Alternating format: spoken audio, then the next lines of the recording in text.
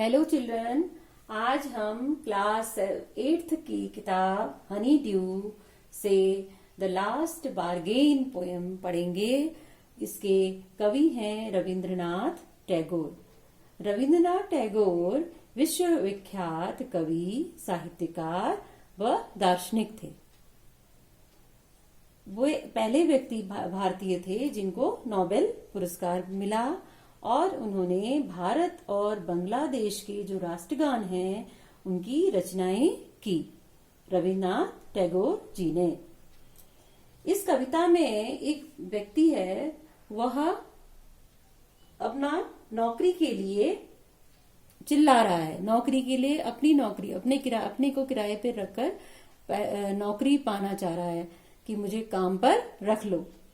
तो पोएम इस प्रकार है। Come and hire me, I cried while in the morning, I was walking on the stone paved road, sword in hand, the king came in his chariot. He held my hand and said, I will hire you with my power. But his power counted for naught, and he went away in his chariot. Come and hire me. आओ और मुझे किराए पर खरीद लो। मैं चिल्लाया सुबह के समय, वाइल इन द मॉर्निंग, सुबह के समय।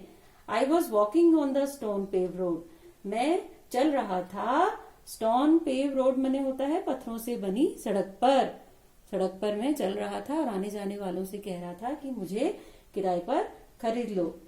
स्वॉर्ड इन हैंड, स्वॉर्ड मने होता है तलवार, इन हैंड मने हाथों में लिए। द किंग, राजा, केम आया, इन हिज चैरेट, चैरेट मने रथ पर राजा आया।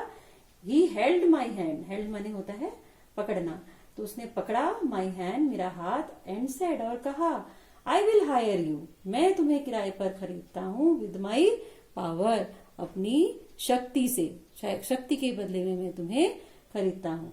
But his power counted for not, लेकिन उसकी जो शक्ति थी, पावर थी, वो महत्वहीन थी। And he went away in his chariot, और वो वहां से चला गया, मुझे उसकी जरूरत नहीं थी। In the heat of the midday the houses stood with shut doors, I wandered along the crooked lane, an old man came out with his bag of gold, he pondered and said, I will hire you with my money, he weighed his coins one by one, but I turned away. In the heat of the midday, midday कौन सा समय होता है? Day का mid समय, मतलब दोपहर के समय पर। The houses stood with shut doors, मतलब सभी घरों के द्वार बंद थे। दोपहर के समय सब अंदर आराम करते हैं, बहुत गर्मी होती है बाहर, घर पर रहते हैं। आई वांडर्ड, और मैं ऐसे समय पर घूम रहा था। वांडर्ड माने घूम रहा था। अलोंग द क्रोक्ड लेन, क्रोक्ड लेन माने टेढ़ी मेढ़ी गली पर। एन ओल्ड मैन केम, एक बूढ़ा व्यक्ति आया, with his bag of gold, उसके एक गोल्ड, सोने से भरा हुआ बैग लेकर। ही पॉन्डर्ड, पॉन्डर्ड माने क्या होता है? उसने गहराई से सोचा, उसने सोचा, थॉट डीपली, एंड सेड, और कहा, आई will hire you with my money, मैं तुम्हें अपने पैसों के को दे करके का भुगतान करके तुम्हें किराए पर खरीदूंगा।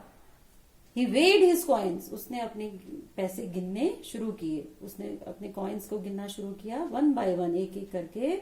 बट आई टर्न्ड अवे, लेकिन आई टर्न्ड अवे माने मुंह फेर कर चला गया, मुझे वह भी अच्छा सौदा नहीं लगा और मैं वहां से चला गया।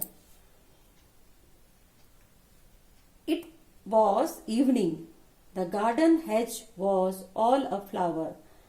The fair maid came out and said, I will hire you with a smile. Her smile paled and melted into tears, and she went back alone into the dark. इसका मतलब क्या है कि it was evening, शाम का समय है। The garden hedge, hedge माने क्या होता है यहाँ पर? hedge माने झाड़ियों से बना बाड़ा, जो गार्डन बगीचे का झाड़ियों से बना हुआ बाड़ा था, उस पर फ्लावर्स आए हुए थे, फूलों से भरा हुआ था। और वहां से एक सुंदर फेयर मेड मने सुंदर लड़की आई केम आउट, बाहर आई, एंड सेड, उसने कहा, आई will hire you with a smile, मैं तुम्हें अपनी मुस्कान से किराए पर खरीदती हूँ। ही स्माइल्ड पेल्ड, उसकी मुस्कुराहट जो थी वो हल्की हो गई। एंड मेल्टेड, वह मेल्टेड माने बदल गई इनटू टीयर्स, टीयर्स माने आंसू में।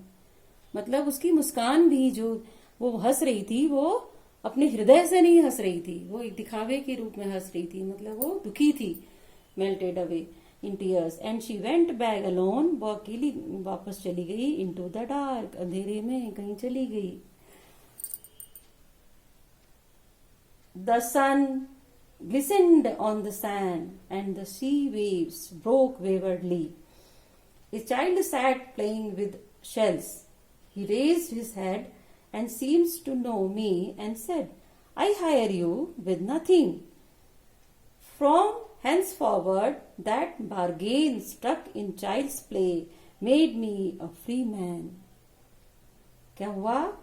द सन ग्लिसन, ग्लिसन माने चमक रहा था, खूब तेजी से चमक रहा था, बहुत तेज गर्मी हो रही थी। ऑन द सैंड, रेत पर, रेत पर जब गर्मी से जब दोपहर के समय या जब सूर्य चमक रहा हो तो बहुत गर्मी हो जाती है, तो वहां चमक रहा था सूर्य।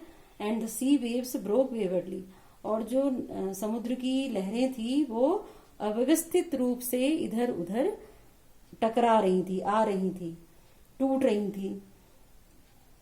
अ child sat playing with shell, और वहीं पर समुद्र के किनारे एक बच्चा बैठा हुआ शेल्स से, सीपियों से खेल रहा था।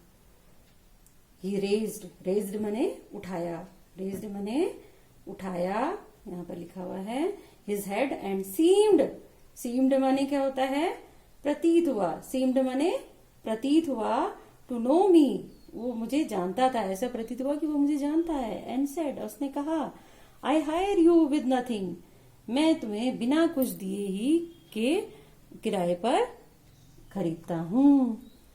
फ्रॉम हेंस फॉरवर्ड, और उसी क्षण से दैट बार्गेन, उस सौदे ने, स्ट्रक माने होता है, स्ट्रक इन चाइल्ड्स प्ले, किया गया, वह सौदा किसमें किया गया? बच्चे के खेल में। Made me a free man, तब उसने मुझे एक स्वतंत्र व्यक्ति बना दिया, मैं आजाद हो गया। यानी ये जो कविता है, देखो सबसे पहले कौन से समय को बताया गया है? मॉर्निंग। उसके बाद ही हेल्ड, उसके बाद उन्होंने समय बताया है दोपहर का, मिड डे। उसके बाद शाम का समय बताया है। तो ये, और हर व्यक्ति अलग अलग है। यहाँ पर जो मॉर्निंग में है वो राजा के बारे में बोला है, राजा आया। और मिड डे के टाइम पे जो दोपहर का समय है उसमें एक ओल्ड मैन आया। मिड डे मतलब दिन के आधे दोपहर के समय।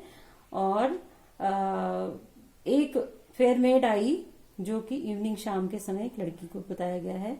तो अलग अलग अवस्थाएं, अलग अलग आयु, अलग अलग समय का वर्णन इसलिए किया गया है क्योंकि कवि यह दर्शाना चाहता है कि वह चीज ही, वह समय ही सबसे अच्छा है और वह व्यक्ति ही सबसे अच्छा है जो हमको अपने आंतरिक खुशी दे। वह वस्तु सबसे अच्छी है जो हमको आंतरिक खुशी दे। मटेरियल थिंग्स, इस पोयम से कवि ये कहना चाह रहा है कि material things are transitory and of no real value. It is heartfelt joy and sincere goodwill that makes one life with living, worth living. यानी कि जो भौतिक वस्तुएं हैं, जो सांसारिक वस्तुएं हैं, भौतिक वस्तुएं, कार, गाड़ी, अच्छे अच्छे कपड़े, अच्छी अच्छी खाने की चीजें, ये सब जो हैं वो आने जाने वस्तुएं हैं, खत्म हो जाने वाली, कुछ समय पर, क्षण भर के लिए हैं, कुछ समय के लिए बाद वो खत्म हो जाएंगी।